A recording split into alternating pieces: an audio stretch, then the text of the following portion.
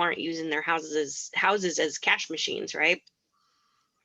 So we got people have equity. And the other thing that they had shared at Workman is that 4 out of 10 houses are owned free and clear, which is definitely not the same as it was back in 2006 when all that stuff happened. So right.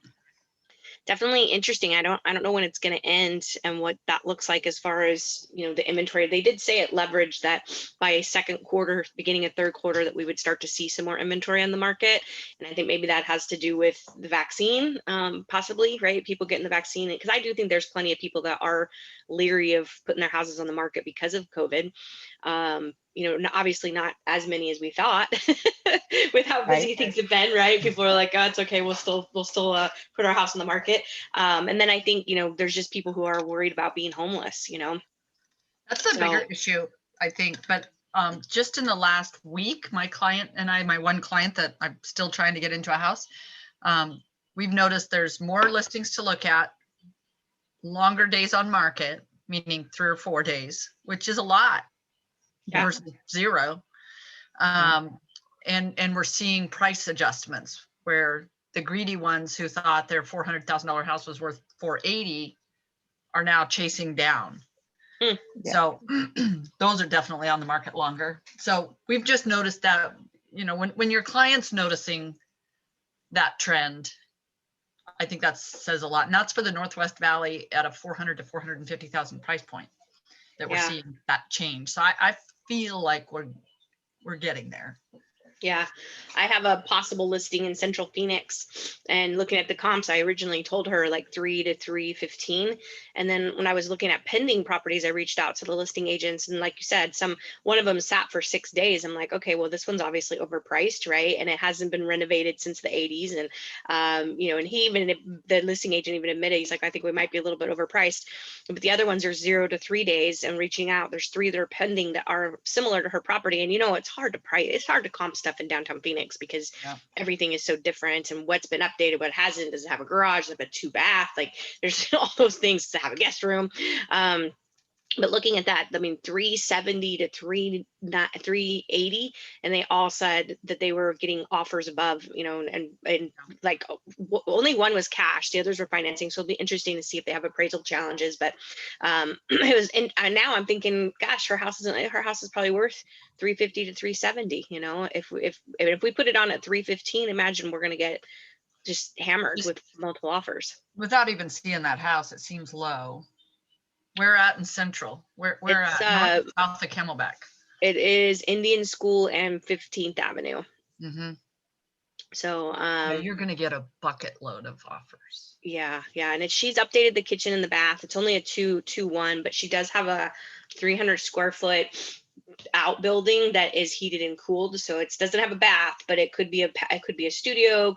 Someone's living in it right now. He lives in there without the bath. But yeah, so and it's got a carport, but it also has an RV gate in the back that you can access from the alleyway.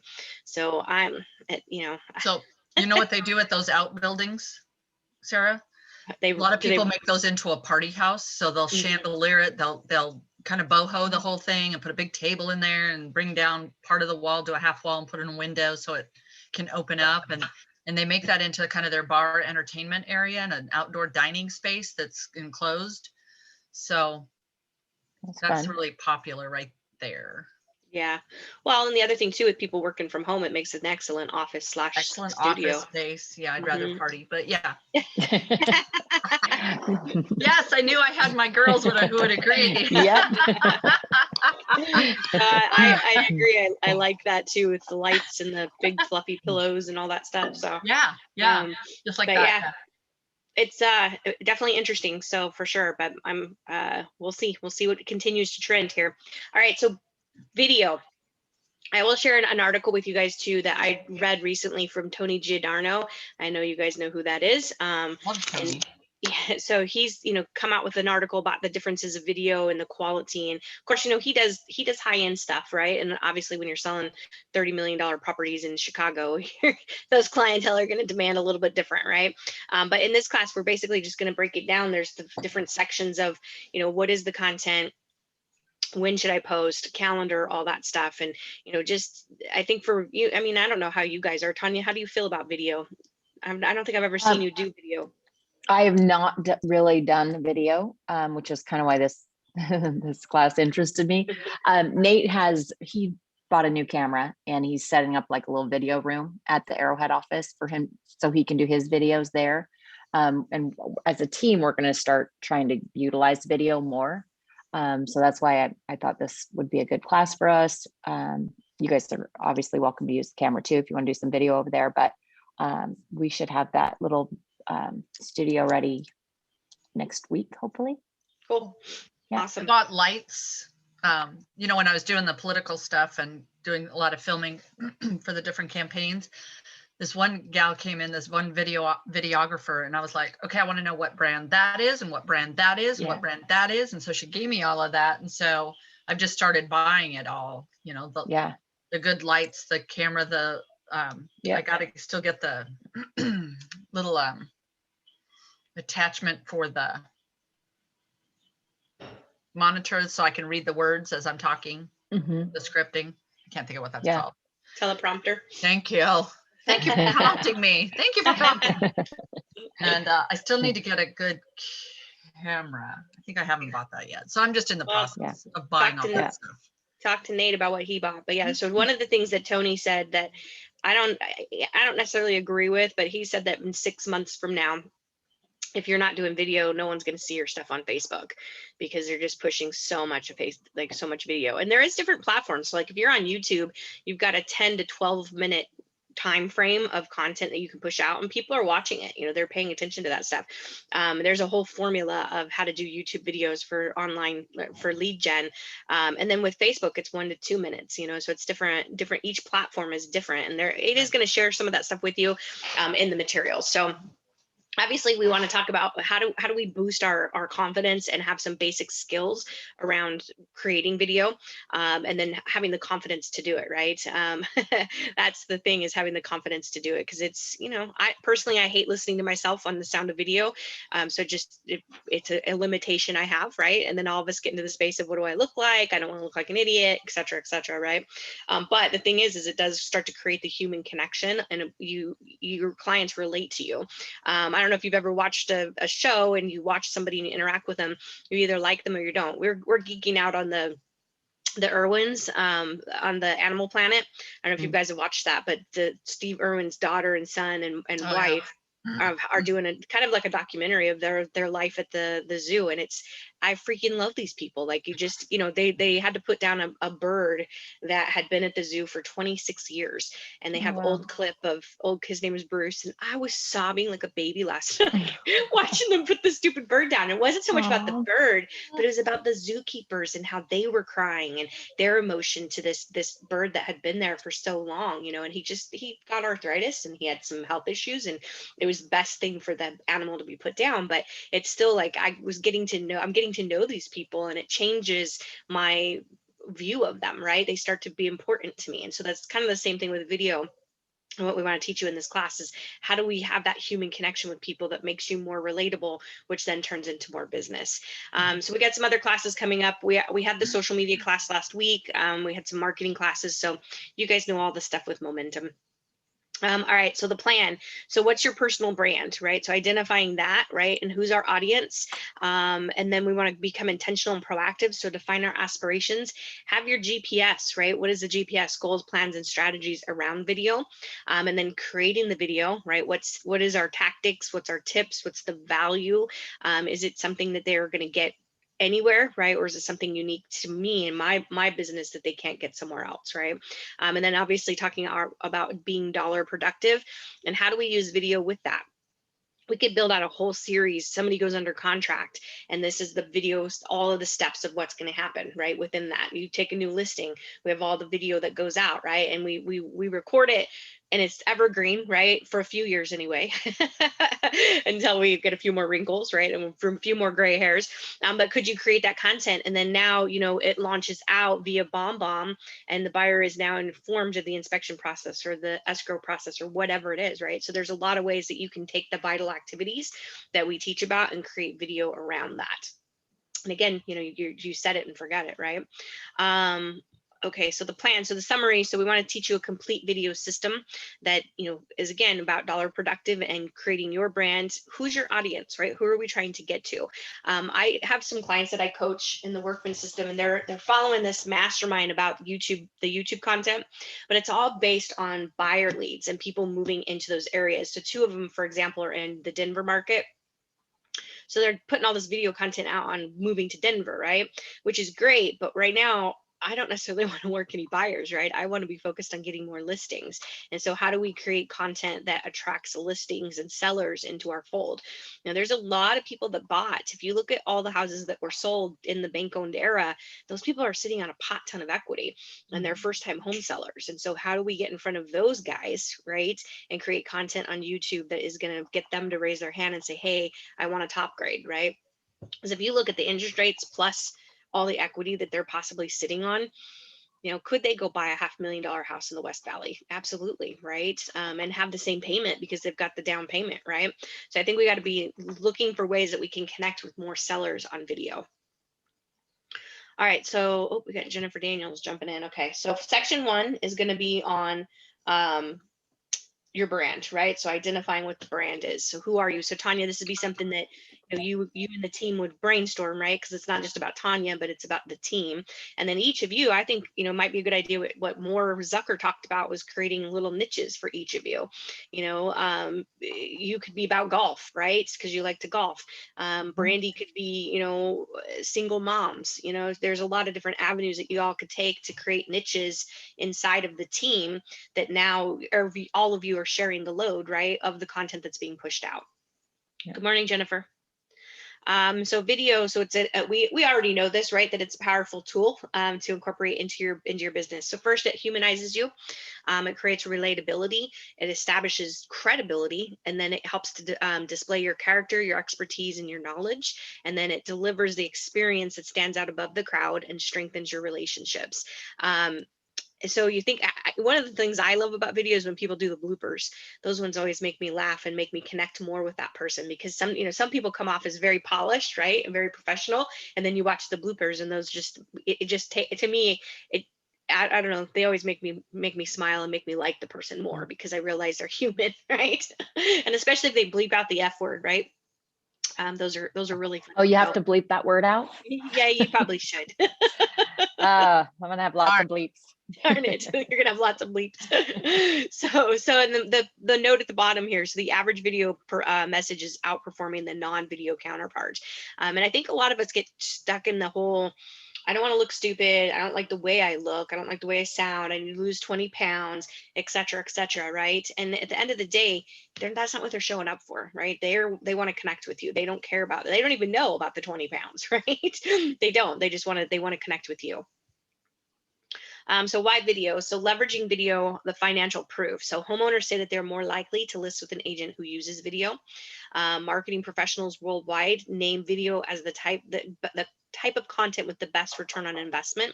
A good person to talk to you about that is Kyle Clayton, because he geeks out on that stuff. And the length of time people are watching it, like there's a whole other bag to this of the return of the with people, how long are they watching it, are they staying tuned in, all of that. When we did our month of miracles, he was like, oh my gosh, the average time people stayed tuned in was whatever time. He's like, that's unbelievable for video, because most people don't stay connected that long. They'll pop in and then they go somewhere else, right? And so it does have a strong return on investment. So video drives increased organic traffic, and then initial emails with videos receive an increased click-through rate. I don't know if you guys saw, was it Jennifer and Christy Kohlberg posted on the inner circle that they used Nate's little Friday tip about sending a video text to the listing agent. And I do believe that both those ladies I know for sure Christy got her offer accepted. I don't know if Jennifer did. Jennifer, if you want to tell us, you can come off mute and tell us if you got your offer accepted. But think about the power, like 2 people tried that, right? And they were successful in engaging the agent. So think about a lead too. Could you follow up after an open house or after a listing appointment with a video, right? And send that out. couple years ago was Juan Acevedo shared that when Nate sent out via BombBomb, Nate sent out a happy birthday message to him, and Nate was somewhere. He wasn't even in studio, right? He was on a mountain somewhere climbing or doing something, took the time to send Juan a birthday video. And Juan said that was the best thing that he'd ever gotten from somebody in a professional setting, that Nate took the time to do that and, recorded it and sent him happy birthday, and that he watched it more than once, right? And that's powerful too, to know that somebody watched the video more than one time. So so emails, they do get a better response. And then marketers who use video grow revenue faster than non-video users. And I'd say there's more agents doing video today than there was 10 years ago, right? But there still is a lot of room to grow that in our business. So why aren't you? So it's uncomfortable, right? At the end of the day, that's why we don't do it. We're outside of our comfort zone. So lack of motivation. So we don't have a vision, right? So we're going to hopefully help you have create a vision for yourself. Lack of direction. So we don't have a plan. Lack of ability, so no skill set. Lack of focus is a lack of discipline, or lack of support, so no community or mentorship. I don't think Nate's probably going to open that studio up to everybody at North. I would think it'd probably be a select, because I'm sure there's some risk factor with that, right? I think he would, if somebody wanted to use it. I don't think it's going to be open for anyone to just help themselves, just because of the equipment, and he's still kind of learning how to use the camera himself. Right. But he's always willing to share, and I'm sure he would. If we had just like a time where people could come in and make their videos in there, I'm sure he'd be open to that, because he's always willing to share what he has and what he knows. Right. Well, and to that, I think that's great, right? To have that option. Some of your title companies will help you with it. I know, what's his name? Dave Belanger has helped some of our agents with video content. I don't think TAP has anything set up like that, but you certainly, there are options. And beyond that, you don't necessarily need to have professional equipment, right? You just need to have a camera and do it. So yeah, I think some of those spontaneous videos, you take the dude that was on the longboard last year, riding his longboard, drinking his grapefruit juice, listening to Fleetwood Mac. There's no way that guy thought when he created that was going to go worldwide virtual, right? And that he'd get a shout out from Fleetwood Mac and a new truck and a year's worth of juice, right? There's no way that guy was thinking about that. So, I think we tend to want to be perfect, right? And we overthink those opportunities to just create content, right? Just push content out. So your must-haves of creating your personal brand. So it needs to be an authentic manifestation of who you are, right? It needs to represent who you are. It needs a reflection of the service that you provide. So an example of your expertise and your knowledge. Needs to amplify what you believe. I ended a coaching session, almost all my coaching sessions yesterday, with mindset. Right, getting out of the scarcity, scrappy mindset, and our industry is in that mindset right now. I had to talk an agent off the cliff on Friday because he's like, I'm gonna have to go get a job. I got nothing in the pipeline. I have to go get a job. And I said to him, I said, well, here's the thing. It's easy to sell real estate when the market's easy. This is the market that defines those that have the goods and those that don't. So you want to be a statistic. You've been in this business 4 years. You're right there. You get out now, you're 87%. You are part of the statistics. So do you live in a world of abundance, or do you live in a world of scarcity? And so by the end of the conversation, he was, I don't think he was very happy with me, because I kind of pushed him a little bit, but he sent me a text afterwards and said, okay, I'm on the phone making calls, and one of my buyers called and wants to see a house. And so we got it. Do we believe that the market is good? Do we believe that there's inventory, or are we in a scarcity mindset? And so shifting your thinking in that. You take some of our agents had the best years of their lives last year, in the middle of all this crap show that we're in. So what is our belief around that? And then it must be a thoughtful display of your ideals. So your personality, right? Your values and your beliefs. So you're building your personal brand. So I love this slide, right? Because what's one word that would describe you would use to describe yourself? And then what would your client say about you? And so right here in the middle, right, is your personal brand. So how you see yourself, how others see you. And so your opinions, reputation, perceived value, how people feel when they interact with you. I went on that listing appointment last week. We were discussing just kind of not real political stuff, but just things that were happening in the world. And she took a deep breath and she sighed and she said, oh, it's such a relief to talk to someone who sees things the same way I do, and or sees things, something along those lines. And so how does she feel when she's interacting with me, right? And so how do people feel? Whenever I interact with Roberta, I always leave inspired, right? Because she's always saying something just so inspirational and so empowering, right? And so think about how others see us and what's that impact we're having. So your values, your vision, your passion, what do you say? And then your knowledge and expertise. So your personal brand story. So it's important to implement your personal brand in the story you're telling.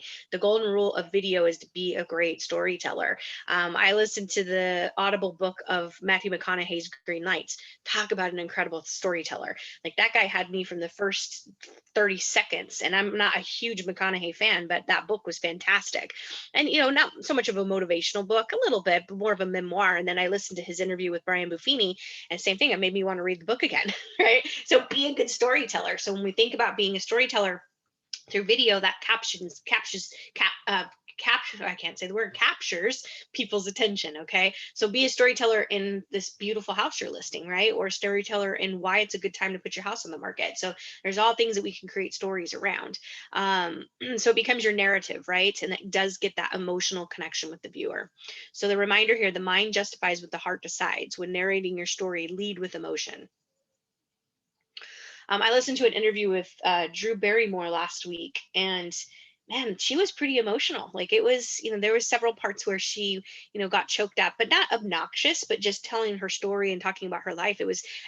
It made me connect more with her and have more empathy and more relatability to her story. So I think if she would have gone a little bit more, I probably would have been annoyed with it, but it was just the right amount of emotion that I wanted to hear more of what she was saying. And I know a lot about her life. It's not the first interview I've listened to with Drew Barrymore, but think about adding a little bit of that emotion in there too. So stand out. And emotion doesn't have to be tears, you guys. It could be excitement and, enthusiasm, all of that. So we want to stand out. So identify why you're unique. All of us are unique. There's not one person in Zoom right now, or even in our office, that shares the same things, right? So what do you bring to the table that's unique? Your expertise. So establish what you want to be known for. And again, creating those niches. I know Jennifer and I've talked a lot about Moore's presentation and how do we do that on social media and have that niche, right? Nate likes to garden. I don't know how much gardening he's actually done, but that could be his niche, right? Could be the travel guy too, because he likes to travel. So he's got a lot of things that he could become that niche and known for. Whenever I think about Nate too, he's so branded to Remax that you never see him without a logoed shirt that lets people know that he's in real estate, right? So what do we want to be known for? Onlookers. So identify your ideal target audience. Who do you want to hear your story? And then the relevance. So what content is relevant and valuable for your clients and for that audience? And then the yearning. So identify what type of content your audience is missing. What is no one else doing that you can? And so think about that in our real estate, right? We get so focused on the mainstream stuff that's every day at the office, right? That we tend to not see other opportunities or think outside the box. And it's been a theme with people, especially with working buyers, is, what else can we do? What else can the buyer do? And asking more questions, right? And so what are we missing? We don't have any freaking inventory, right? And that's the challenge across even the people in Guam I was coaching, no inventory, right? And so on a tiny island that, it should be status quo all the time with the type of, because they're military niche, right? Because that's all most of the people live there are coming into work on the bases. So there's a turnover every 3 to 4 years with those people. So you would think that market would be pretty even Stevens, but it's not, right? So what is something that is missing in the market? How do we talk to people?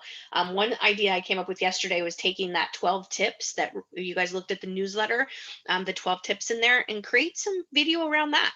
Hey, guess what? I'm going to give you 12 over the next 12 days. Tune in for my tips on how you can get an offer accepted in this market. At the very least, it's going to start opening some conversations up, right? And those could be 1 to 2 minutes on Facebook, and you're pushing out content that's currently missing. No one is doing that. No one is talking to people about how do you win in this market. All we're doing is running around putting posts out saying we're desperate for inventory. The market's hot, 23 offers in 12 hours. Wrong messaging. Right? So how do we turn that around and put stuff out that is currently missing? All right, so deliver with value within your story. So how will I be valuable to my audience? So first we got to identify who the audience is. That could be through your niche, could be a neighborhood specific, could be relocation. I had heard, Tom Clayton told me that he heard that 7,000 people a month were moving to Arizona from California. I don't know if that's true, didn't vet it out, but if it is, could that be my audience, right? Is people from California? And then identify the content gap. And then how will you be valuable, right? How do I take those two things from my audience and then the content gap and become valuable? So deliver value within your story. So needs to be relevant, something the audience needs to be meaningful and appropriate, irresistible. So something that they want, right? And if you're a buyer right now, do you want to get an offer accepted? Yeah, so talking about the 12 tips, right? Explaining what an escalation clause is, explaining the pitfalls of, waiving your appraisal, explaining that why you might want to ask your rich aunt for a down payment. You know what I mean? Get into the meat and potatoes of all those things that people are not talking about. Irreplaceable. So that's something the audience won't get anywhere else, right? And it's rare and unique to you and the niche that you're creating. All right, so section 2, so become intentional, proactive, and dollar productive. So this actually is a slide from they took it from another class and put it in this class, but it's appropriate, right? So we have intentional and inactive for content, right? I want it, but I'm not willing to move towards it. We have unintentional and inactive. This is failure, right? So I'm not doing anything, and I don't even want it, right? We have accidental and proactive. So this leads to frustration. So I don't want it, but I'm moving towards it for other reasons. I see this a lot with people who get into real estate as a second career. It's typically because they still have something to prove to someone significant in their life, right? And that can lead to frustration because it's not really what they want to do. But the quadrant we want you to be in is intentional and proactive, because this leads to abundance. So I want it and I'm moving towards it. Okay, so I'm willing to get out of my comfort zone in order to have it. A model for success. So being intentional. So define your aspiration. We need to have our GPS, which is your goals, plans, and strategies. So this creates the direction we're going to go in. And then we got to have willingness, which equals motivation, ability, which is training, and that equals our expectation. And then down here, your vital activities. So we're gonna touch on the vital activities, but there's a whole class that I teach. We go 2 hours deep into what are the specific activities that we need to be doing consistently that creates the win-win experience for the client. And then be accountable, right? Focus on your progress, have an accountability partner, in your huddles, right? I love the way Tammy Slay does her huddles from Workman every day. They have their huddle. They talk about what am I going to do today? And then tomorrow, did you do it? Right? So it's not just talk is cheap, but did you actually do it? And so that's accountability, right? And calling each other out on our BS when we don't do it. So continuing on, so define your video aspirations. So how badly do you want it? And number 3 right here is the passion, right? Am I passionate? So I get to do this and I'm excited. I'm enthusiastic about it, right? I'm willing to get uncomfortable. I'm willing to look like an idiot my first time on Facebook Live, right? Or on video, okay? So I'm willing to, I don't like the word suffer, but I'm willing to be uncomfortable, right? To get there. And it does get easier. You look at some people that do video and they tell you, I've got one client, she kills it on video, but she'll tell me every time she still gets nervous, still does it. And she has a teleprompter and she looks so polished and she looks like she's having a ton of fun, but she tells me she still gets nervous, right? So, and there's times when I teach classes and I've been teaching momentum for almost 10 years, there's times I still get nervous and, a little bit uncomfortable, right? Depending on, the day I'm having or who's in the audience, right? And so I think all of us, if we're not uncomfortable, what is the affirmation that momentum has is there is no growth without discomfort. And so embrace it, right? All right, so basic operational premise. So we have a prospect, right? That is somebody that could become a client from their different sources. And then we want to generate new leads, convert those leads, right? And then our marketing down here. And then obviously all that leads to having a good client care system, which I think all of you guys are using some kind of a CRM for that or a transaction coordinator to help with it. So the 47 vital listing responsibilities. So again, we have a whole 2-hour class on this that goes through each of the 47 steps. But the seven responsibilities: lead gen, lead conversion. That's the same whether it's buyers or sellers. We have our admin prep. same, right? And 75% of what we do in a transaction is by definition a non-dollar producing activity. And so, that's a lot, right? That's why it's important that we use the transaction coordinators. We have the marketing and exposure for listings. We have presenting and negotiating the contracts, and then post or closing preparation and post-closing activities. And then when we're working with buyers, it's obviously getting out and looking at the houses, writing and negotiating, closing prep, and then your post-closing activities. So how would we take this basically here? I mean, lead gen, lead conversion, those are pretty obvious things we can do with video. But admin prep, like I said earlier, you could build out a whole video on how to get pre-qualified, right? What are you going to need to do when you get pre-qualified? What do you do after you get pre-qualified? You don't go buy a new truck that's going to fit in your brand new 3-car garage, right? So we could build out video content all around that.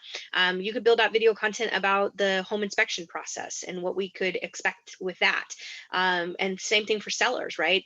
We have a message that's geared towards them. Buyers love home inspections, sellers hate them, right?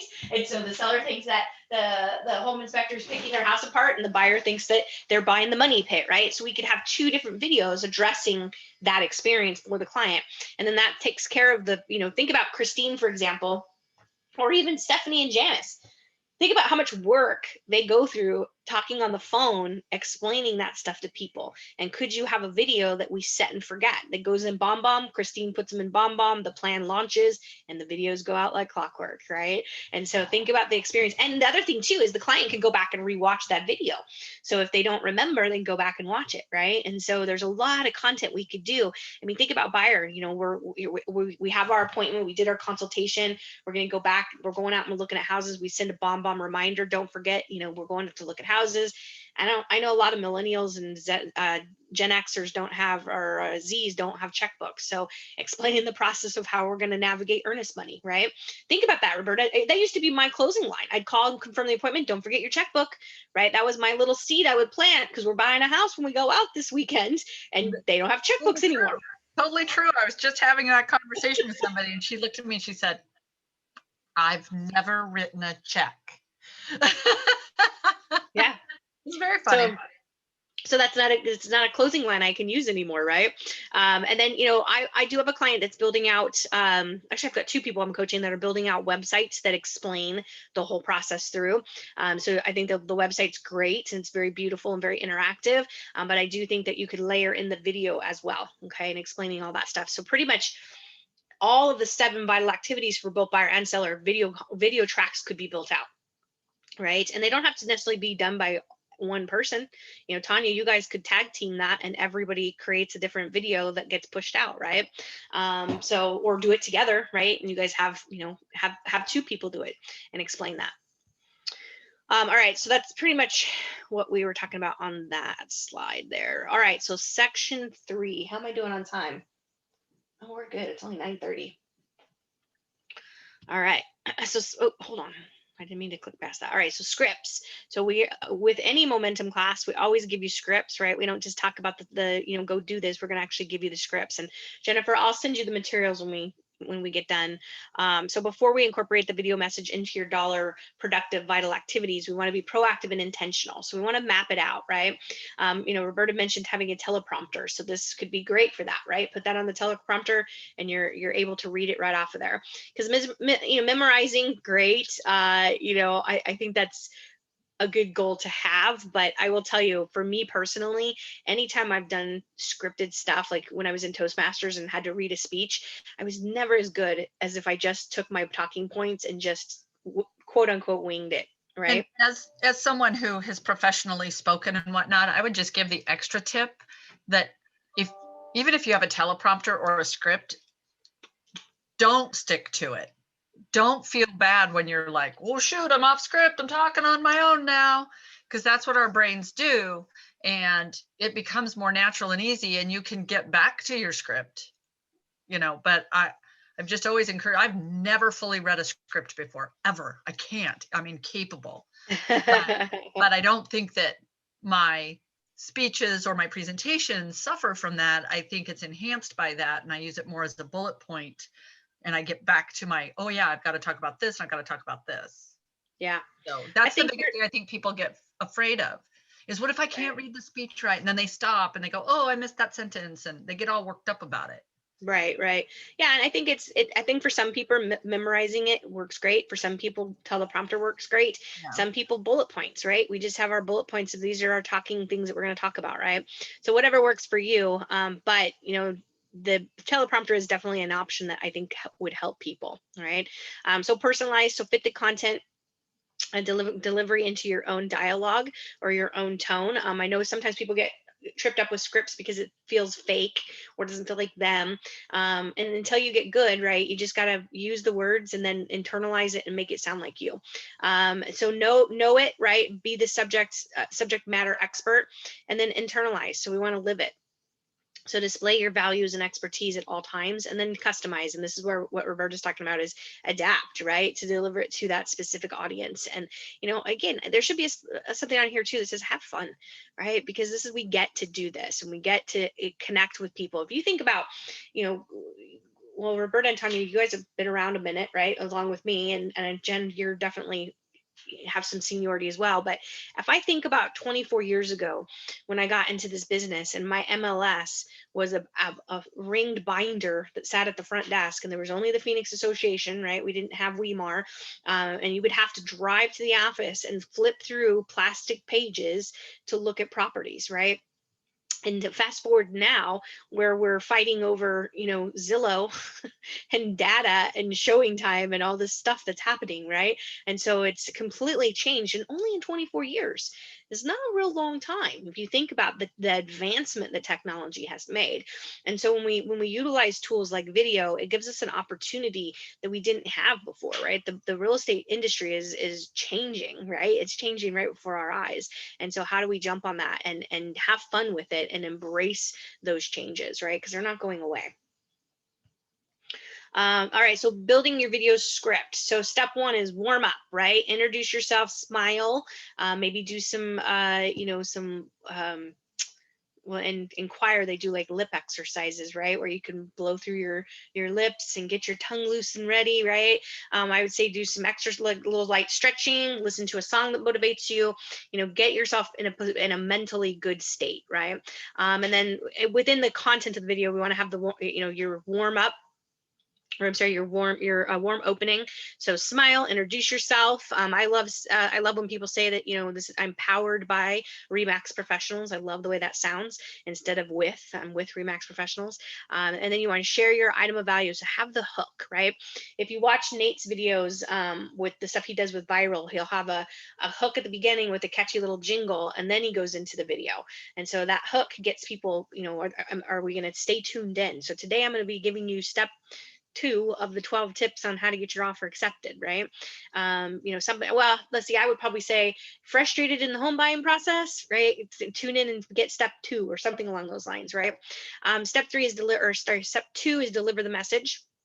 So the relevant, value-driven content, and then we want to be the resource hub for the audience. So we want to be the subject matter expert, and then adapt your content for delivery. And then step 3 is the friendly close. So call to action, your CTA, right? What is the point of them watching this video? What do I want them to do? Just like in a marketing piece, right? I send out a postcard or I send out a flyer or whatever. What is the call to action? What do I want them to do? Is it my magnet? I want that to go in the refrigerator until they either move or the refrigerator needs to be replaced. Or, you know, what is the call to action? Do I want them to reach out to me? Do I want them to go to my website? So thinking about that strong call to action, because that is also part of the hook, right? That keeps them engaged in that. All right, so practice, right? Practice the structure and the flow of your script, either, you know, with a partner or in the mirror. I had an agent one time tell me that she recorded the scripts on her phone and would listen to them while she was driving around in the car. I couldn't do that because, again, don't like the sound of my own voice on video, but it's an idea, right? It's a way to learn the scripts. So here's an example warm up. So have you recently listed your property? Wonder how to stage and get the most offers. And then, hi, I'm Roberta. Powered by Remax Professionals, right? Deliver the message. So With my step-by-step guide on how to stage your home, you'll impress even the most particular buyers out there without compromising your budget. And then the friendly close, right? Discover these tips. I gotta move you guys.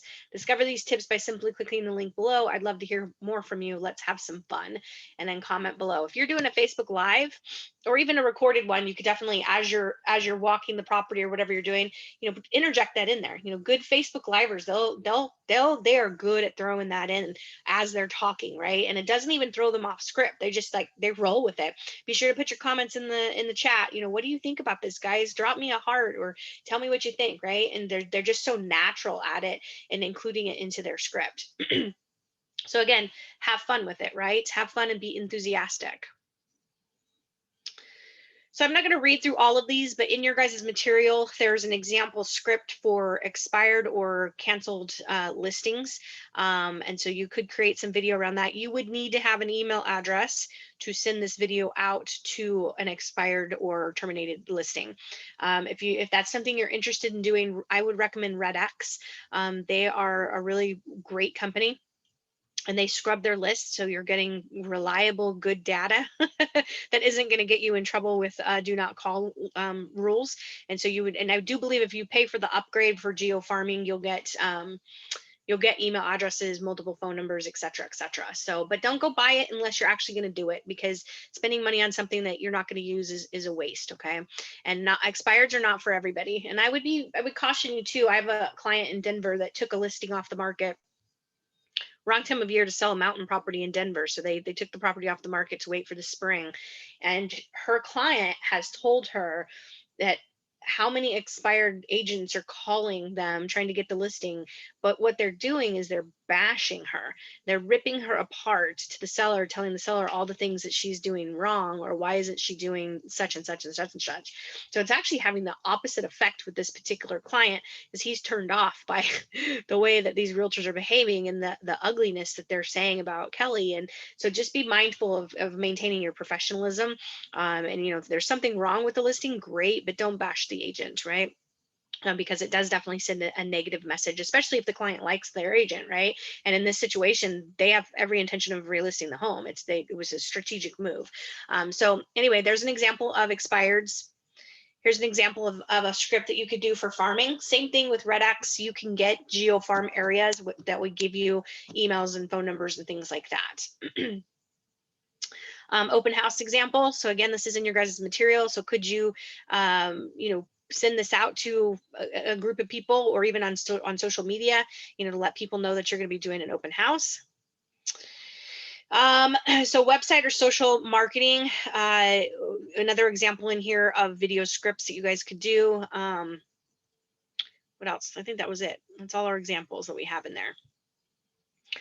So listing your listing lead gen activities. Okay, so that's what the LG is up there, is lead gen. So discuss and role play.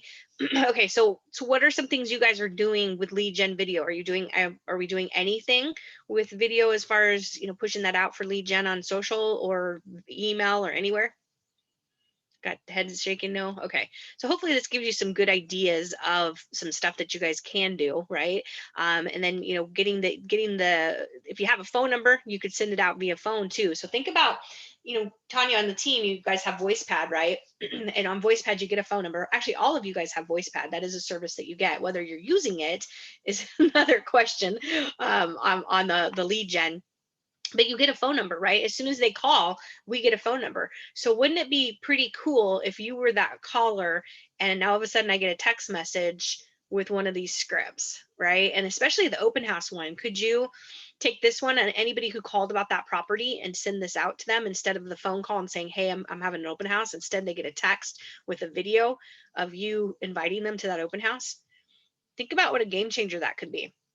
And just engaging people a little bit differently and getting to connect with you and see your face and see your energy through video on lead gen. So same, I would say anywhere that you've gotten a phone number or an email is an opportunity to lead gen using video. Okay. All right. And even, so let's think about what Moore said. She said she would rather have someone's Instagram handle than an email address right now. So how can I use video with Instagram? Can I connect? Can I send video through Instagram? Anybody? I'm not a huge Instagram user. In fact, I'm really not an Instagram. I have an account, but that's about as far as it goes. I don't know. Can we send video messaging through? Because I know you could do it on Facebook Messenger. Yeah, it's just short. Short. Okay. But it's all. Jennifer, were you going to say something?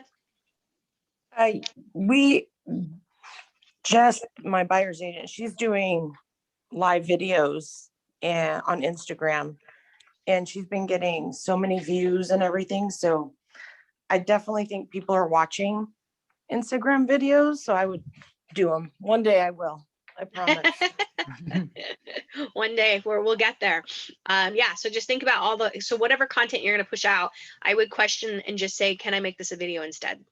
All right. So utilizing video with your lead gen vital activities may present opportunities to convert more leads into lifelong clients, and most importantly, advocates for your brand.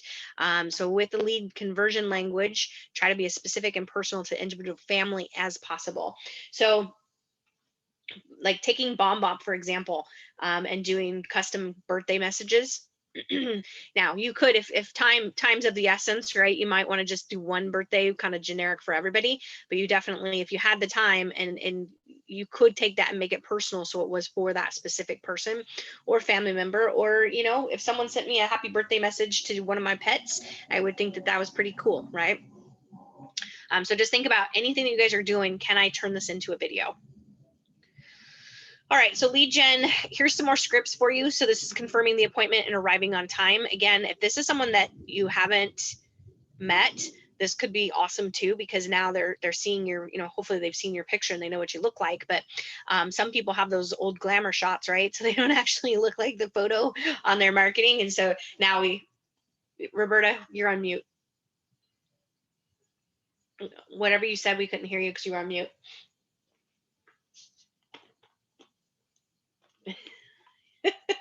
You're still on mute.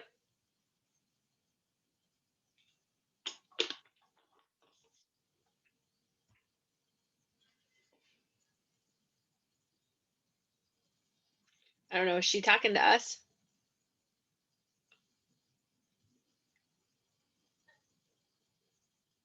I don't know if she's talking to us or not. Okay, I'm gonna keep. Maybe she's talking to somebody else in her office. I don't know. Yeah, maybe. So I hope she's not talking to us because we can't hear anything she's saying. Yeah. So. All right. So confirming the appointment. I'm sorry. Are you on the phone? Sorry, I had to take a call. Okay. No worries. I just didn't know if you were talking to us or not. So okay. All right. Sorry. So confirming the appointment, right? This is definitely, confirming the appointment is definitely an important thing to do. I don't think I need to stress the importance of being on time, right? But I love this. Offer to bring them a cup of coffee or something, cold to drink if it's summertime, an iced tea, or maybe one of those amazing drinks from Sonic that are so delicious. So there's an example of that. Follow up from the listing conversation. So you had the appointment, send a text or BombBomb video or whatever video platform you're using. I say BombBomb because that's probably the most relevant one that we have, and it's a Remax product or an approved product, and it's super slick and easy to use. An example to build rapport, buyer conversion follow-up, or buyer's needs. So there's an example script for you in there. And the roles and expectations. This is a concept that's taught in the Momentum Buyer Conversion class. It is a form that you get in that class, and that class is coming up on the calendar. And it's basically what they can expect of you and what I need to expect of them. And so you can actually put that into your buyer consultation. It's a fantastic document. There's one for both buyer and seller, and it's a really great way to open up the dialogue of, am I meeting your expectations, right? And then you can talk about open houses. You can talk about not buying a truck to fit in your 3-car garage, right? You can talk about all those things in there, okay? So the follow-up on that. And then, so I'm going to assume nobody's doing anything like this right now. So hopefully you take some of these ideas and you start to implement it into your lead gen. And I love that she's got a brand new and young. She's only in her early 20s, and she's really embracing the video. So I think that's going to be awesome for her lead gen when she starts getting her people qualified, right? And being comfortable with that. And you look at I love looking at like Monique Reed and even Steve Cushing. They're so comfortable on video, and even though I don't know that they necessarily are, and neither one of them are doing professional quality stuff, right? But it's pushing the content out and it's letting people know who they are. And you know, we're talking about open houses, or talking about, and mostly that's what Steve and Monique are doing, is the open houses. But go watch some of their stuff. They just are such, you know, Steve especially, you just want to like hug him because he's so endearing in his videos. And Monique is just so full of life, right? And so, not that Steve isn't, but just two totally different personality styles and how they come through on their video. All right, so just listed. Here's another example of, you know, getting out, instead of doing the script on the phone, doing it on video, okay? Again, you'd have to have some email addresses or phone numbers to send that out, but could you use your voice pad list? And let's say you list a house that's similar to a house that's been listed for sale, and push that out and say, hey, you know, you could modify this a little bit. You called about XYZ property, that house is off the market or is sold, but we're listing this new one, might meet your needs. You know, I can think of somebody off the top of my head that I did that years ago. It wasn't voice pad technology, but they had called about another property. I was sitting, we ended up listing another property similar to that. I called them up. They came to the open house. I ended up working with those people. Jim and Carrie were their names. We sold their house in Peoria that was over off 91st and Bell. They bought in Sierra Verde. They bought another house in Sierra Verde. And then I sold both of those properties, and then they decided to move back to the East Coast. So we sold that property. So what was that, 4 or 5 transactions, all from making a similar call like this, that, hey, you know, we listed this property, I'm going to be sitting it open. Okay. So there is a lot of power to that. So just sold script that you guys can use. Yeah. So let's talk about the process here. Just, I'm going to go off the materials. Just an idea that has kind of come up in coaching is, you know, in my mind, I think there's 4 opportunities to canvas around a new listing. And so, and I think most of us, we've kind of talked about this, is trying to control the market and, you know, put the house on the market Thursday, Friday, have the open house over the weekend, and then respond to offers on Monday, Tuesday, right? And so we can canvas, right? We can canvas with the coming soon. If you're going to do a coming soon, we can canvas for the open house. And the script is, hey, there's going to be a lot of traffic on the road. Sorry about that. Great time to pick your neighbor. Maybe you even have an hour that's exclusive for the neighbors to come through at the beginning of the open house. And so that's something that is kind of different and unique, and giving the neighbors an opportunity. I think you definitely need to have more than one person sitting in open house with you, just to control the amount of people coming through, because we still do want to be COVID safe. And then the third touch is canvas when it goes under contract. And this isn't to say, hey, we had 12 offers in 23 hours. This is to say, hey, we had 12 offers in 23 hours, and this is what I did to help my sellers navigate that and accept the best offer. Because getting 12 offers, how's the average person going to navigate that, right? And that demonstrates our value, that what we're doing to help the seller protects our commission. And then the fourth touch is when it actually sells. Hey, meet your new neighbors, Jim and Sally. And oh, by the way, we sold the property for X dollars. So now we're letting them know what the market is doing. And I'll tell you, if you canvassed a neighborhood 4 times around a new listing, plus they see your sign, if that person's thinking about moving, I think you've just opened the door for 40 conversations with people that could potentially become clients, right? They're going to remember the fact that you knocked on their door 4 times. If you're not comfortable door knocking, at least leave a flyer, right? Leave a flyer and let them know. But I think that pending, we have an opportunity to create, you know, a story of what did we do? And we educate them about what we're doing as an agent. We demonstrate our value, right? Are we seeing, I'm hard pressed these days in MLS to find a 3% commission. If I see something 3%, I'm like, ooh, look at that, 3%, because everything's 2.25 or 2.5, or, you know, I haven't even seen anything at 2.75. And so, you know, we're seeing a lot of reduction in commission. One. Try one. Oh, I haven't seen that yet. Yeah. So when we do these things, it protects that, right? Because it lets the sellers know that, hey, we're different, right? We're hustling over here. Okay. So sorry, my little side note there. All right, so staying in flow with the clients via video. So leverage the humanizing element of video in an effort to nurture the relationship and stay in flow with your sphere on a regular basis. So in flow, right? What does that mean? In the marketing class, we talk about a 33 touch plan that helps you stay in flow. If there's 90,000 people running around with a real estate license in the state of Arizona, everyone you know knows someone who's a realtor. I had a call yesterday from someone in my sphere, reached out and she said, can you talk to my best friend? She's got some real estate questions. And long story short, I'm not going to get into the meat of the conversation, but they have a friend who's a realtor.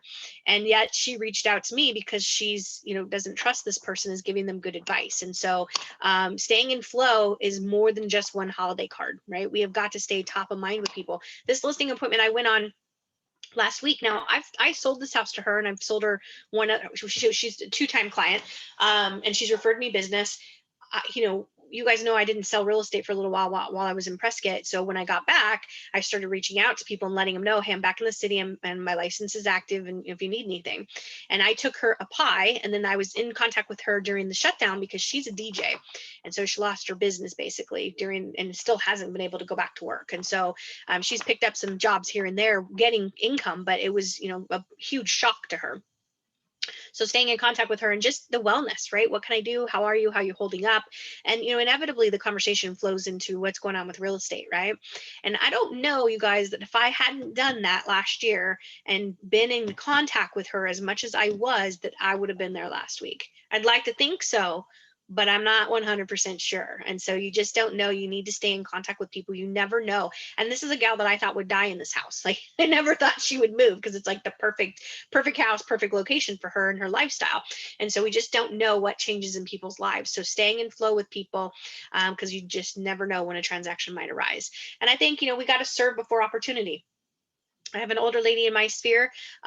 She had some issues going to the grocery store. And so I reached out to her and I said, hey, if you ever feel uncomfortable and you need something, I am literally 15 minutes from you. I would more than happy go to the grocery store for you. And she was just so she wrote a really nice post on Facebook. She calls me her daughter in love or through love or something like that. And so she reached out, it was just so, and did a post about it, right? About me. And so you just don't know, Roberta. So that flows a little further than just that person.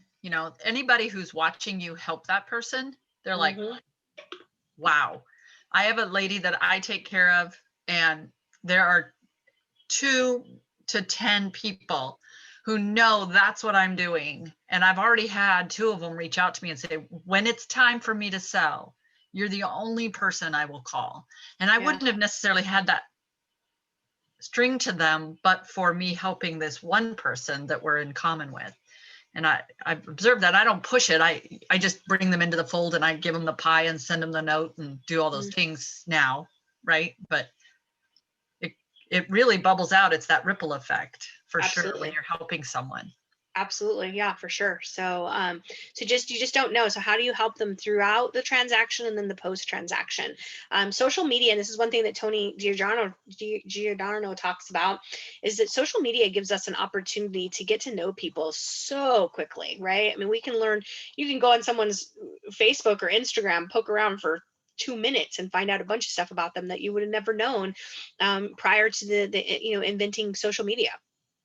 So people are putting it out there, right? And then the other thing too to look at is who's your mutual friends, and then that's a conversation starter, right? And I will tell you on Facebook Messenger, when I'm doing contacts, I get a 100% response rate when I use Facebook Messenger, versus maybe 80% response rate on text and phones.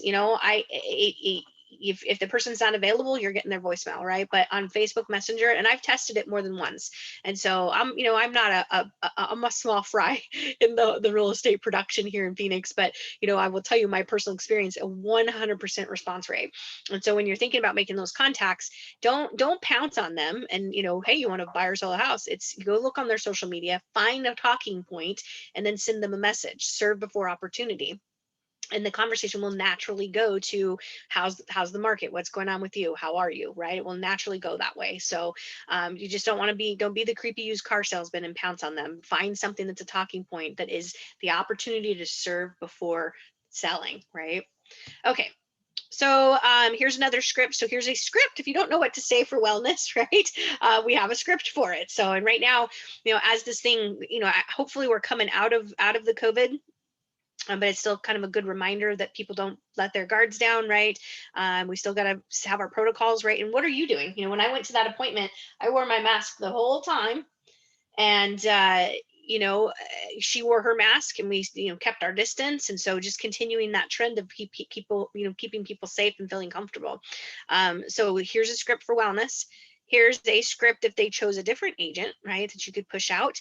If you lost the listing, hopefully you're not, but there's a script. All right, so section 4. And how am I doing on time? It's 10 o'clock. All right, I'm good. All right, so the practical application. So best practices and tips from the pros.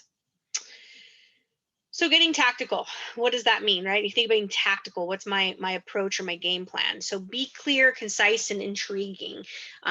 Share enough information to spark curiosity and encourage the audience to continue the conversation with you somewhere else. So adjust the video length for the following recommendations. So personal messages, no more than 90 seconds. And I think depending on your phone, I have an old phone, so I probably can't even do 90 seconds. I need to upgrade my phone. Facebook, 2 minutes. You could do pre-recorded content or Facebook Live. If you're doing pre-recorded, I would encourage you to use the scheduled premiere, because when you do that, your audience gets notified that you've scheduled a premiere video, and it does help to get them engaged to watch that. Twitter's 30 seconds, Instagram is 60 seconds, and YouTube is saying 2 to 5 minutes, but you do have more time, and depending on what the content is you're putting out on YouTube. If you're doing evergreen content, meaning like what to think about when you move to Phoenix, that you can do 10 to 15 minutes, and people are tuning in for that stuff. So there's a whole other process to YouTube that we're not going to get into today, but you do have a little bit more time on the YouTube window. So then open your video with a hook, right? So say something of value and extreme importance within the first 10 seconds that will capture the viewer's attention. This is the bait, right? you ever see a news article that has some crazy line in it and it makes you want to read it? So what do they call that? Sensationalizing, right? And so what's our hook that is going to get them to tune in and watch that, right? So some of it, got to have a little bit of thought process behind it. So the best days and times to post. So we talked about this last week, or was it last week in the video or in the social media class, but we'll say it again. So utilize the suggested times. So Facebook, any day at 11 a.m. And again, I'll preface this with watch your own engagement on your own personal social media, because your times might be different. But as a rule of thumb, Facebook they advocate 11 a.m. Instagram, Monday, Tuesday, and Friday at 11, and Tuesday at 2 p.m. Twitter at Friday between 7 and 9 a.m. LinkedIn is Wednesday at 3 p.m., Thursday between 9 and 10, and Friday between 11 and 12. And you want to be careful that you're not over posting, and also be careful that you're under posting, right? So the average attention span for a video consumption is roughly 60 seconds. So we want to make sure we deliver the goods while we've got their attention. And again, that page is in your guys' material, so you do have that. So supplement your video messaging with readable content. So make it easy as possible for your viewers to engage further. Anticipate objections that your audience may have for further engagement. So we want to help them overcome the roadblocks by providing easy to understand and directions to follow. So example, where to locate certain tools, resources, or additional information on the content mentioned. If you want to convert your audience into advocates, for your brand, give them specific directives. And then review your scripts ahead of time. And so practice your flow, practice your scripts, or at least know what your talking points are going to be.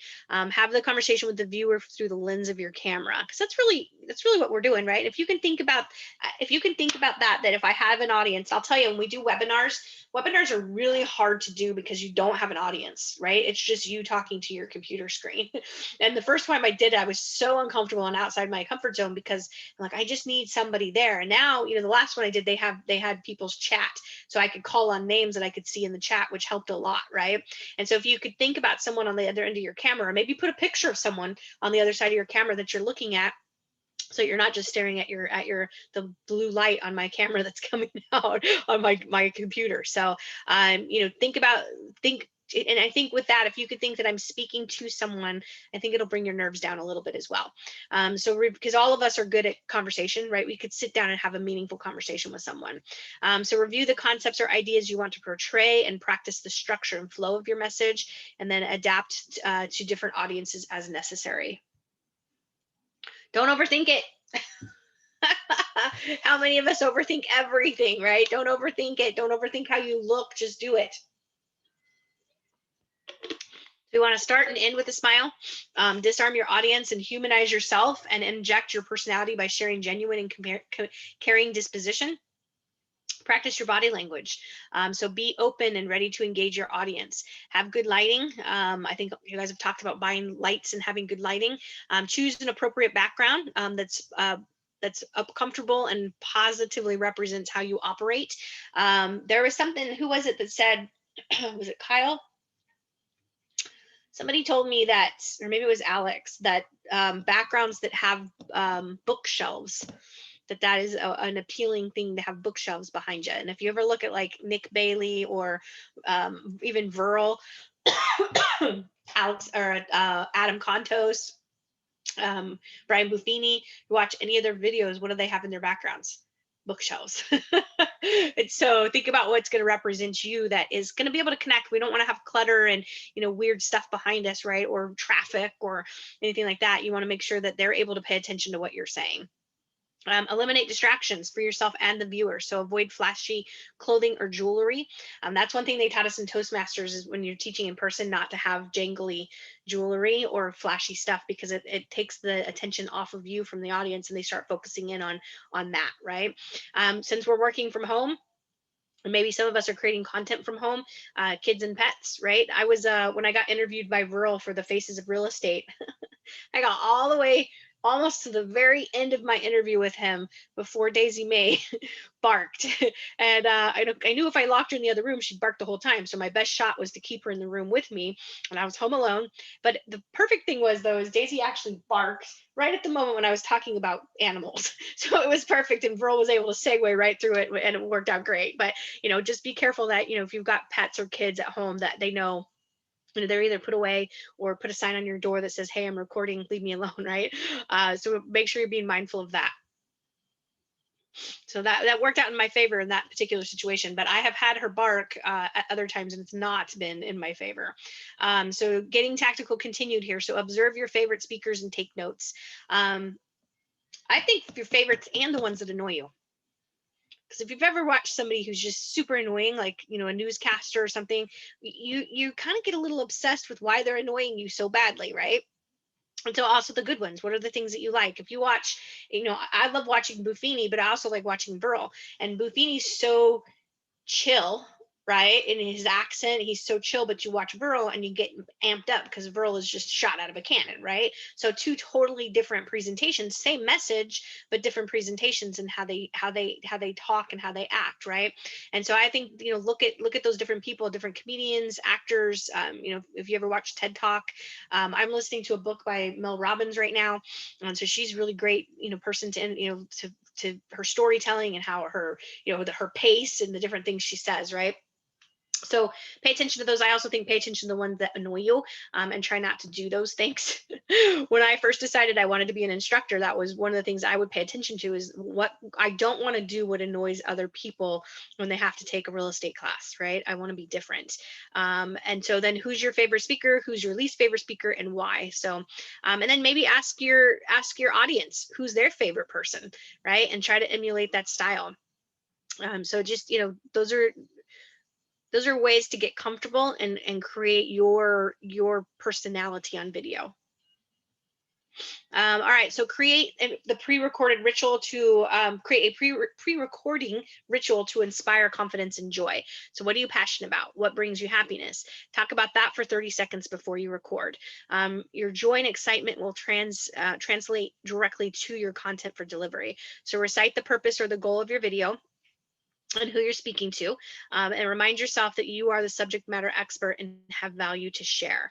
So I think, recite it, right? I think was it Anu that shared with us that when he did his first Facebook Live, he had practice and he had everything done, and as soon as the camera went on, he just completely had a blank brain, right? And so that's going to happen. And so, what's your backup plan? Jen, you came off mute. Did you have something? Yes. So I've been working with making us better with our videos.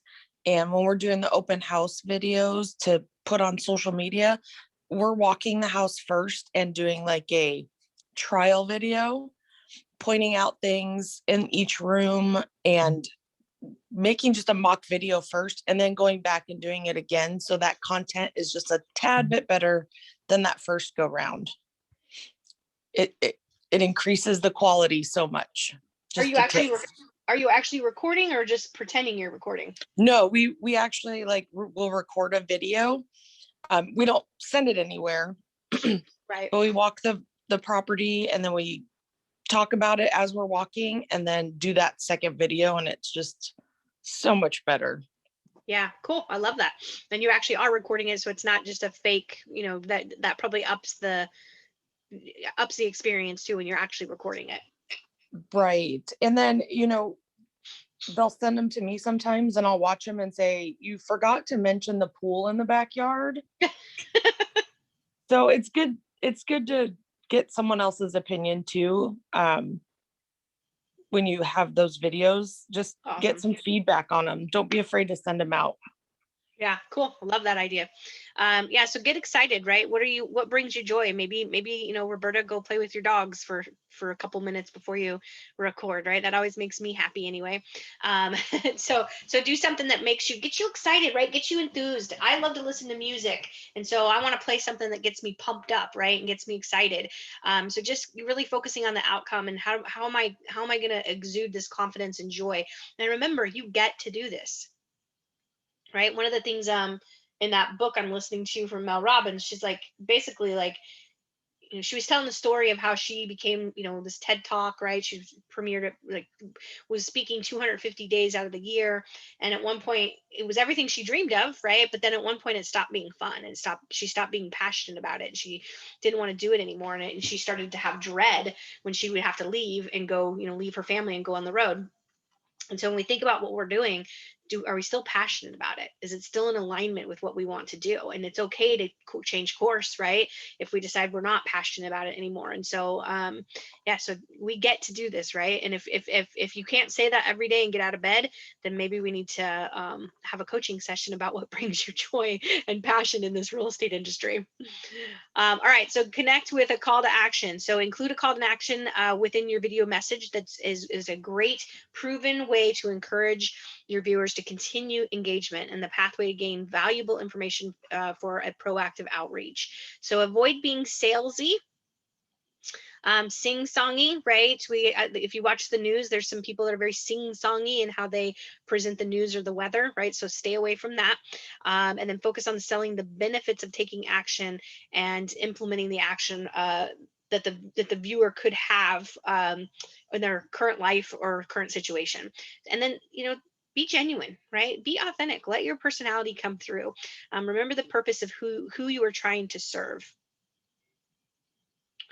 Yeah, one of the things in this book, so Mel's book is called Getting Your Life Back, and it's only on Audible. So she's not doing a paper version. And it's kind of a cool way to listen to a book, because you can tell there's a script, but there's not a script. It's almost like you're just having a conversation with her, and it's through Audible. So it's kind of a unique way to listen to what she's talking about. So without it being her reading an actual book. So think about that with your videos. It's okay to just be you, right? And to say things like, things like you guys, or, be real, or even, drop a curse word in there if you need to, if it's appropriate, right? So maybe not with real estate, but maybe in other content you could do that. So the connect with your call to action. So examples. So find out more by comment below. So here's some, I'm not going to read all these to you guys. Okay. So what makes this unique? I think are you frustrated by the market conditions? That's not on here, but are you frustrated by that? How about, are you scared to be homeless? You know, things of those natures that are relevant to our current climate. And then the example call to action, verbs plus phrases. So download, build, grow, buy, try, start, hassle-free, join, save, discover.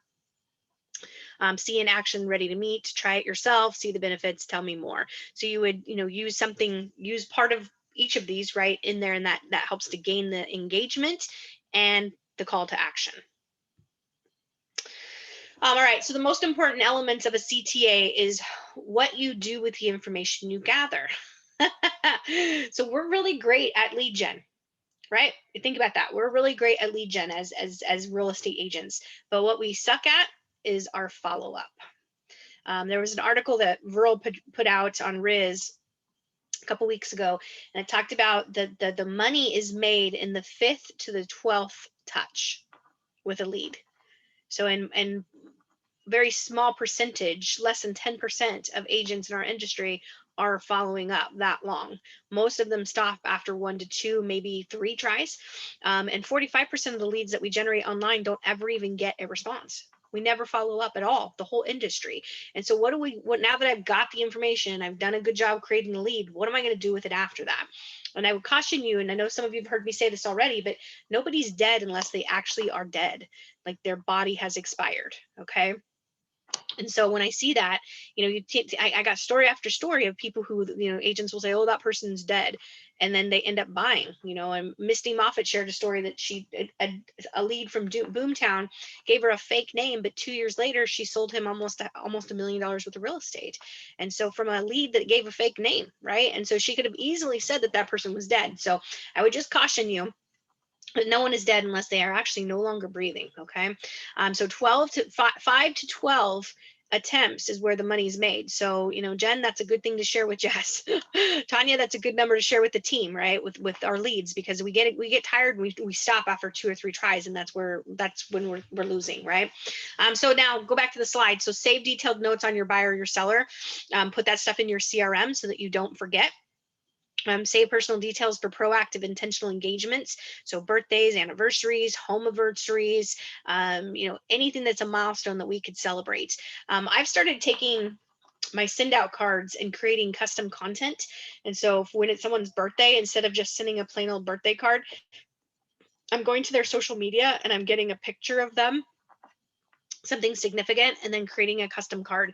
The response that I've gotten from it, you guys, has been tremendous, like really, really tremendous. It takes a minute to do it. Now, the other day I went for the whole month of March and I knocked them all out and got it all done at the same time. So it maybe took me 30 minutes. I mean, I didn't have a ton of birthdays to do, but I got it all done for the whole month and scheduled out. And I mean, the response I'm getting has really been very favorable from people. So, you know, think about your birthdays and maybe take it a step further. And if you don't want to pay for send out cards, could you send a birthday video text? You certainly could, right? And there's no cost in that. So then continuing the conversation by building rapport with your audience and making a lasting impression and reinforcing your brand. So the notes, right? Notes are valuable, and people think, well, how did you remember that, Roberta? And I didn't really, right? It's in my CRM, but it has that wow factor. And I don't know if you've ever had the experience of going to a restaurant and if they remember your order, right? And that is a really cool feeling, because then you're like, wow, either that or I eat here too often. But it does show the level of attention that the employees have, that they're paying attention to you and what you're ordering. And so, you know, it's the same kind of thing with the clients, right? Any of those little details that we need to remember should be documented in the CRM. All right, let me shut my door. Somebody came in here. Who is it?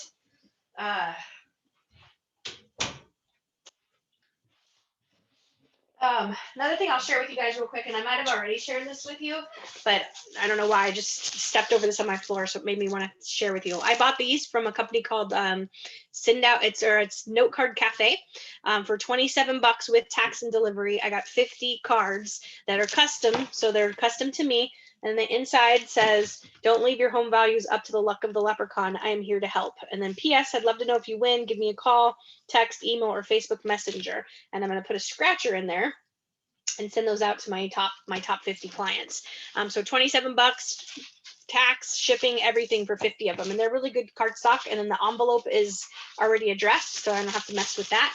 And then I am going to, what I've been doing is handwriting the momentum script on the top here that says, did you know the average person will know 5 people who will make a move in the next 12 months? Here are a few of my business cards. I'd like to be top of mind when you hear of those folks. So I'm gonna put some business cards in there. I'll get rid of my business cards, right? Because we never end up getting rid of all of our business cards before we need new ones. Plus, it's a soft ask, and I'm hoping that they'll reach out and interact with me if they win, right? Or even a thank you for the scratcher ticket. So wanted to share that. If you're going to do that, you need to get them ordered ASAP because it takes about 10 days to get the cards from California. All right, so go back. So sample contents of topics. So great place to start is simple. So who am I and what am I doing? So introduce yourself and your brand and start building a foundation on the subject matter. Hey, this is something new I'm implementing in my business. I'd love your guys' support and feedback, right? And then what are some things on the screen? There's some examples of talking points. So again, I would take those 12 tips that is in the March newsletter, and that's 12 video, or 12 pieces of content that you guys could use, and it's relevant and nobody's doing it, right? So having some selling tips and tricks for staging, for finding the right buyer, gardening and lawn care tips, local events, which we haven't really had much of that lately, but hopefully we'll get back to normal here soon. New neighborhood tours. How about new home construction, right? Get out and look at the new homes. I was out, I will tell you, be mindful though. I went out a couple weekends ago looking for some new builds for a client, and you got to have an appointment. You can't just go in the models because of COVID. So you have to have an appointment. So be mindful if you're going to go out and try to preview, because you may not get it. I only got into one when I went out that day. So, could you do some letting people know about the new builds? And how about just talking about the new build process? 9 to 12 months. Why? Why is it taking 9 to 12 months? We can get into the meat of that, right? And it's not, getting into the lumber, right? There's a concrete shortage. Did we know that? There's a shortage on concrete from China. Lumber, because of all the fires, right? And all the factories being shut down, are not able to produce the elements, right? The fixtures and the flooring and all those things. So that's all stuff I learned. I didn't know there was a concrete shortage until I went out and I was previewing new homes, right? So talk about those things. And then the how-tos, so examples of staging, choosing the perfect real estate agent, choosing energy efficient windows, cooking the perfect steak from your new backyard. What have you learned as a realtor? So what are some tips that you could give to people as a realtor? What do you wish you had known before? So before painting, before renovating, right? Before selling your first home, or before getting a new pet. And I will tell you, I wish I still owned all the properties I've ever owned in my lifetime. Right? I would be in a much better financial situation if I still owned those properties. So maybe that's the conversation, right? Is don't sell your home, make it a rental. I can help you leverage that, right? So these are just some ideas of examples. There's literally, the sky's the limit when it comes to video content. I think you could talk about home safety. And the number one leading cause of fires in homes is dirty dryer vents. So you could talk about that. You could talk about draining your hot water tank every year. You could talk about looking for termites, roof inspections. There's a plethora of things that you could do around home maintenance. And then, again, the buy process. Could you talk about what do they need to do to qualify? What's the difference between conventional FHA and VA, and what makes that? Why does a seller prefer conventional over VA or FHA? What's the benefit of paying cash? What's a bridge loan? That's come up in conversation, and the masterminds we've been having is, talking about bridge loans. That's not something that we've talked about in the last 10 years, maybe longer, right? So really looking at all those different things and come up. I would encourage you to brain dump all the different ideas that you have, and then just start chunking away. And just start creating. I took a video class for Nate a couple years ago with Viral, and one of the things that I forget his name. I can picture him in my head right now, but I forget his name. Anyway, he's like, the best tip I can give you about video is put it in your calendar. If it's in your calendar, then it's more likely to get done. And that sounds so silly, right? But we live by we're such a calendar world these days, right? That if it's not in your calendar, it doesn't exist. And so I know that again, sounds really simple, but put it in your calendar, and then create a calendar of content, right? Know what you want to actually talk about for that week's worth of content. So tools, momentum's real simple right here. We don't need to spend thousands of dollars on equipment. It's you and your phone. And if you've got the latest iPhone, you have the latest technology with taking pictures. Mitch's camera, he has the new Android Samsung 12 or whatever it is. His camera is amazing. It's absolutely amazing, the quality that it produces. So we don't need to run out. Now, if you want to ask Nate to borrow his stuff, obviously that's an option, but you don't need to do that to get started. Okay, we just need our smartphones and you and your script. All right, so basic video messaging resources. So Photify. Photify is a Remax approved product. So there's the link there if you're not using it. BombBomb, again, really cost effective for creating video content. Also a Remax approved supplier. BigView. So this is an application where you can build in your teleprompter. So Roberta, I don't know if that's what you bought, but there's an option. And then Vimeo is similar to YouTube. It does allow you to create longer videos, and then you can create your content online. I think there's a cost associated with having a Vimeo account, like a subscription, but you'll have to double check that. YouTube, there is no cost. And remember, Google owns YouTube. And so, depending on what type of stuff you're doing, if you're going to be doing like high-end luxury stuff, your video creators are going to probably use Vimeo versus YouTube. Okay. But for the average person, YouTube is fine. Okay. So establish your system. So track and keep record, right? So track what you're doing. Some of it is, trial by error. And so one video you might think is amazing and it gets no reaction. And another video that's just so-so is the one that goes viral, right? So you got to keep changing it up, right? If it's not working, don't keep doing the same thing. So record your actions, stay in flow with your audience by tracking their interactions with your content and your competitors' posts and content. Note their stuff, right? How many people are liking it? What's their reactions? Are they commenting? Are they direct messaging you? One little tip too on social media is don't respond right away. Wait a couple hours and then go post a response to what they posted, because what happens is when you wait, it refreshes that post in people's news feeds. And so if you go and you respond right away, you're missing that opportunity to have it refresh. That post that I did about Jacob a couple weeks ago, man, it went for days. I was getting comments and likes and things like that, even days later, because it kept showing back up, right? And so think about that. Be intentional when you're engaging with those people, and you want to go back and comment and react to acknowledge them, but it also there's a method behind the madness of getting that thing to refresh. Okay. Evaluate regularly and honestly. So give an honest review, right, of what your goal is versus the expectation. Consider your audience and what they need, so then we can adjust our message, right? Continue to improve. So determine any necessary training opportunities to expand your knowledge and enhance your skills and confidence.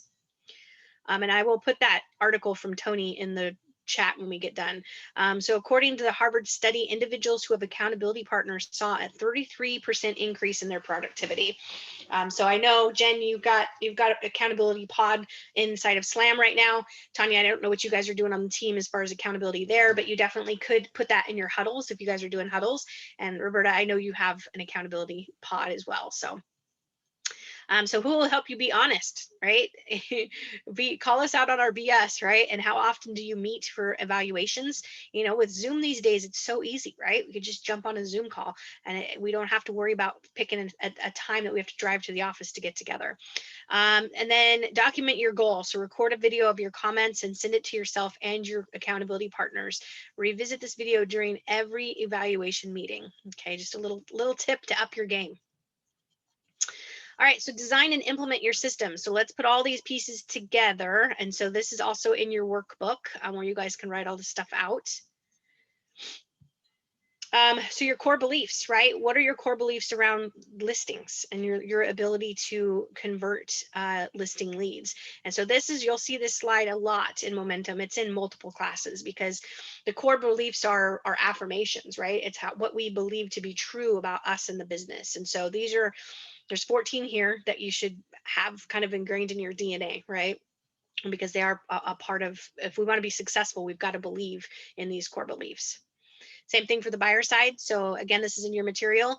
Maybe you print these out and you recite them before you create video content, right? Or before you do any marketing content or before an appointment, so that we get our minds in the right mindset. And, sales is all about mindset.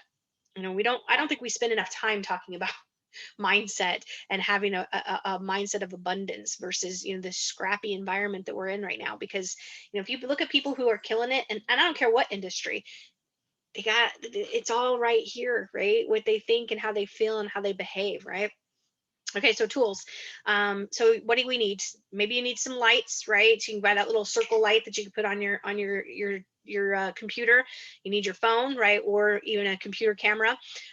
Action, right? We need to take action. That needs to be first, I think. So just a recap of all the things. So all social media platforms. So where am I going to be pushing this out? I've mapped out my story and my brand identity. I know the content that's going to be most valuable and relevant.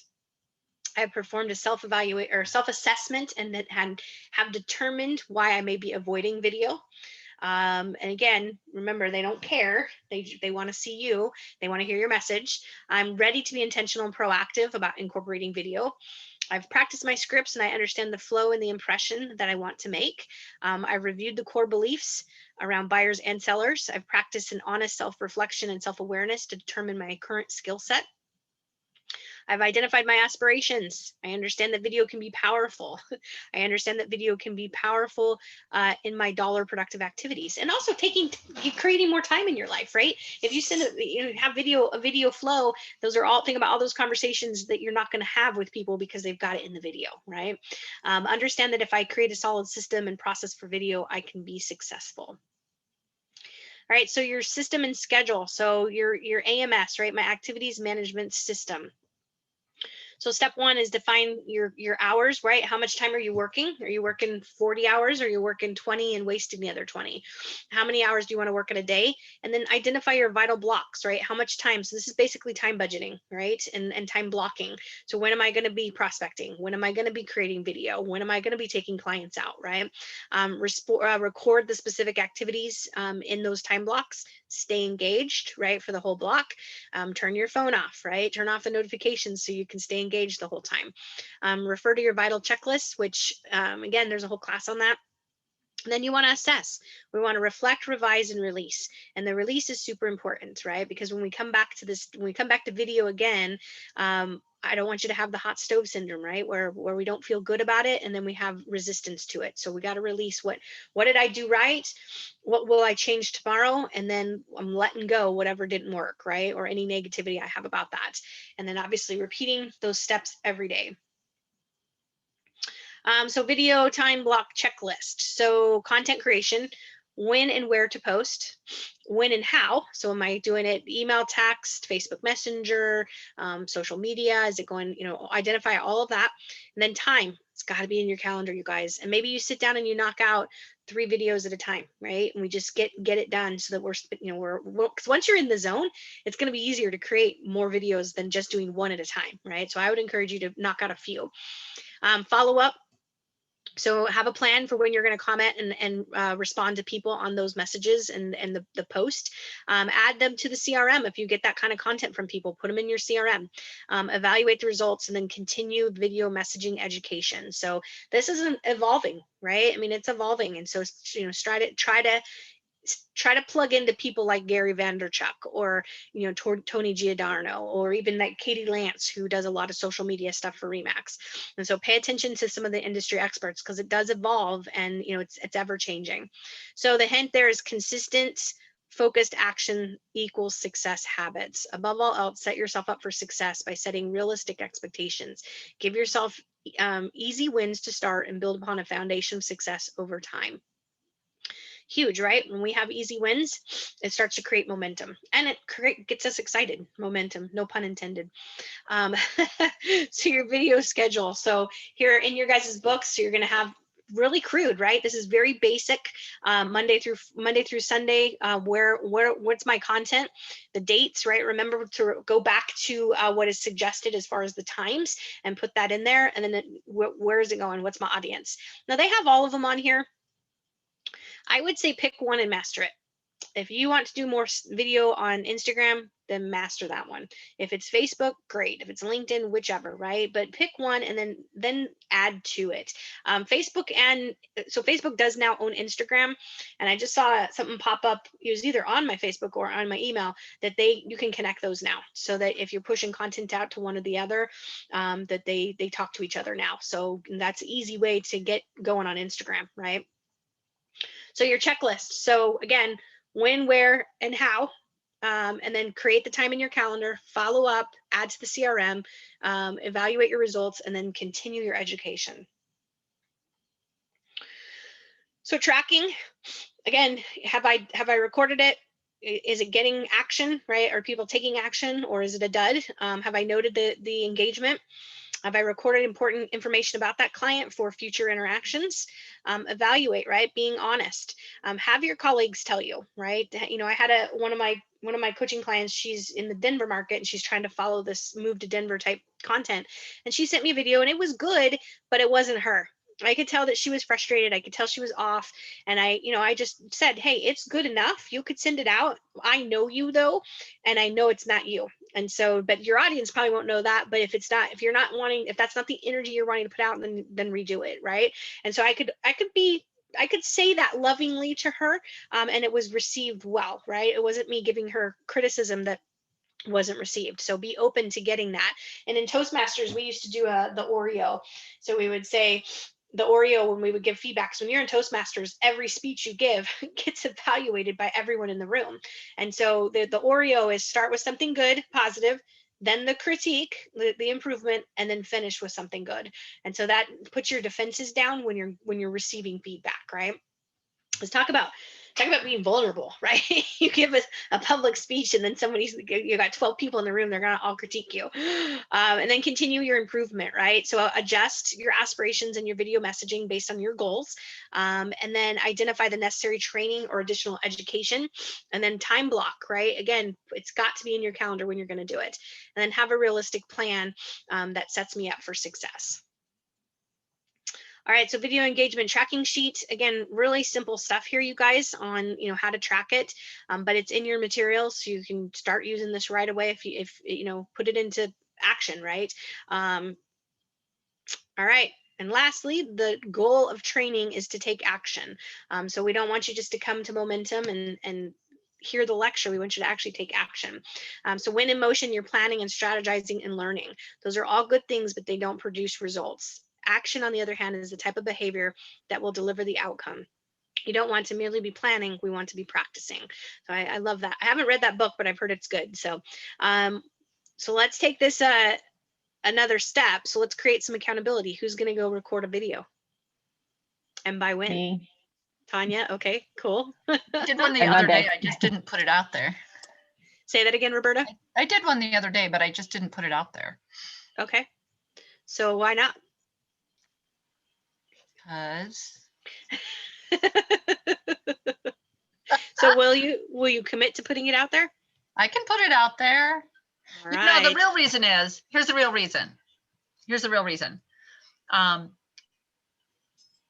It doesn't match what I've been posting, Okay. I have a service once you left me. I have a service that posts for me and I like what they do and I get engagement from that, and none of it's video because that's not what I hired them for. And I just can't seem to find the right time to do it. In addition to that, the one that I decided to film was just because honestly, I was bored and I was standing around. I'm just being vulnerable and open here. I was bored and I was standing around. It's one of my nasty, ugly, pigeon infested foreclosure houses. I'm not sure that's the one I want to do as my first video, right? Okay, I just don't think that runs with the right image. I think if I had done, a couple of $500,000 houses and a few $1 million houses and then say, oh, and by the way, I also do these foreclosure houses, check this out, totally different than what I normally do. I can see that being okay, but I just don't think that's the video I want to start with. Again, I was just bored and I was using it more as a practice. So yeah, no, that's fair. So you got any other listings then? That's your only listing, is that crappy Oreo? I really don't have any good residential listings right now. Okay. So what but arguably what I could do is go find a pretty one, Nate, Tanya, a pretty listing, Yep. like Yep. some of my colleagues have, and go sit an open house or something and do that and at least get it started. I could try to do that. Why does it have to be commercial? Why does it? Yeah, but why does it have to be a listing? Oh, right. It can be something else, right? Yeah, it could be something else. Again, I hope you guys take the 12 tips and use that, because I think that is really great content for video. And so you could start today just by doing that. The market. Oh, sure. I got lots of time today. I do want to say real quick, so since I have the mic, never give me a mic, I'll keep talking. I really like those last few slides, the accountability slide and how to kind of track it. And I mean, it adds more effort in the process, but I think that those are unique and different. I've not seen those before, and I think those are helpful, and I appreciate that. Yeah, for sure. Momentum's all about tracking. So, I mean, it's, and that's like taking the game to a whole other level, right? If you took the time and you did a video post and you actually paid attention and wrote that stuff out. I know it's old school, right? Because it's paper, but think about how much more intentional you would be in looking at that instead of just pushing content out just to push it, right? And we all know the difference between those posts that are really like heartfelt, good content versus the one that we're like, I haven't posted something in a few days, better do something, right? And we just slap something together and they don't get the same results as if we took the time and really spent the time to write out what we're feeling or thinking. So I follow a gal from California. I actually did some coaching with her a few years ago, and she writes the craziest posts, but man, oh man. And she's making gobs of money, and she's never paid for a Facebook ad. It's all just organic stuff on her Facebook page. And she writes sometimes some of it's a little racy or that I think is inappropriate, but it's working for her. And people are hiring her to coach them and to become, to live their best lives. But she writes like paragraphs, like she writes it out and tells her story, and of course she's trying to create a little bit different business. But could we talk about why we got into real estate and what it means for us to be a realtor, right? I saw one of my clients, Texas, she did some similar, you followed me from corporate America. Now I'm a realtor and this is why I did it, right? So could we all talk a little bit more about our paths into real estate and what that means? I love when Nate talks about his stories, and that's like the whole beginning of the book is just setting up why he chose to get into real estate and how it's changed his life, right? And so could we create some more authentic stuff in our posts? I think we get so focused on, business, data, stats, how's the market, that we're not really thinking about them getting to know us and our journey. And the not so pretty parts of being in real estate, right? The crappy REO properties that we have to take care of. Tanya, you could speak to that too, right? Yeah, I have one coming up. It's not too crappy. We don't have pigeons at least, but think about that. Just even eating out of your car, or schlepping around with your open house signs, like all of those things, trying to find a bathroom when you're in between appointments, like those are all things that are the not so glorious part of our job, and we don't ever talk about that because we're so focused on the other piece. I like what you said just now, Sarah. Just kind of tripped a trigger for me that it's good to talk about your previous whatever, how you got into real estate and that stuff. Because what it struck me is the people who tend to engage especially on my social media the most, because I don't have that much engagement. It's usually more phone calls and whatever, because we're old. But but they tend to make comments like, I knew Roberta when she was an attorney and she was fabulous then, and she's even a better realtor now. Or I remember when I worked at the legislature with Roberta and it was really fun, and she does the same thing for real estate. And they always link back to how they met me. Mm-hmm. Your previous and that's life. An interesting point. I hadn't really looped around to taking advantage of coming out of my own mouth. You knew me when I was XYZ. This is how I got into real estate. That's right. That's kind of something for me to ponder and work on. All right, cool. I love it. Jen, you came off mute. Did you have something you wanted to say?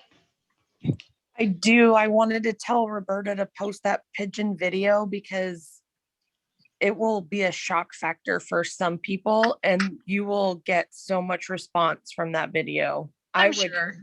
not be afraid to post it. I'm gonna try to post Do it. some good posts first, and then I'll go stick that up there. That one might get everyone to start following you though. Do you know what I mean? And then they're going to be like, wow, she went from this Yeah. to $1 million homes. Awesome. Yeah. That's a good spin on it. Awesome. Cool. Well, thanks for the input and the share. Always good to have you guys. Oh, I need to get you that article before I forget. All right, Tony. It's a podcast, so it's about an hour, but it is worth it. I think he can be a little bit arrogant, but if you can see past that, it is definitely good content. So, of course, again, keep in mind that he's selling like serious luxury stuff, like 20-30 million dollar properties.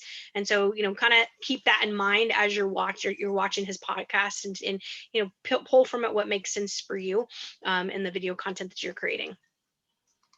Okay. And then who was the other one we talked about? Didn't I mention somebody else? I don't remember. If I think of it, I'll Gary send it to V, I think. Gary V. Yeah. You mentioned Gary V. Yeah, he's a good one to follow too, just for getting ideas and staying ahead of the curve with social media. So, because I'll tell you, remember a couple years ago at the Remax convention, and he took a picture of everybody that raised their hands and said who had Netflix and wasn't even watching DirecTV anymore. Like that always sticks with me, and I think about that because he made a really bold prediction, and look at with the COVID how all those streaming companies are just killing it, right? And he was not wrong about that. So sometimes we think of people with their predictions and we think they're crazy, but they're actually not. So, but all right. Well, if you guys need anything, please reach out. Otherwise, don't forget about the office meeting on Thursday. We got Liz Ricci. It'll be interesting to see her on Zoom because she's usually fired out of a cannon as well. So we'll see if she has the same level of enthusiasm on the internet. So, but always good stuff, and good stuff to hear what's happening in the city and all the development and things like that. So. And who is she again? You've heard her speak before, Liz Ricci. She's the head of government affairs for WeMar, or WeServe. WeMar. Okay. Yeah, you've heard her speak before at an Yeah. office meeting. Yeah. Yeah. Thank you. Okay, cool. All right, we'll see you guys later. Have a great day. Bye, guys. All right, bye. Bye.